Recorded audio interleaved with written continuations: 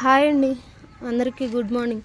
ఈరోజు పొద్దున్నే మా బాబుకి ఏం వంట చేద్దాము హెల్తీగా ఫుడ్ బాబుకి అని చెప్పని ఆలోచిస్తూ గార్డెన్లోకి వస్తే ఏదో ఒకటి ఉంటుందండి మనకి.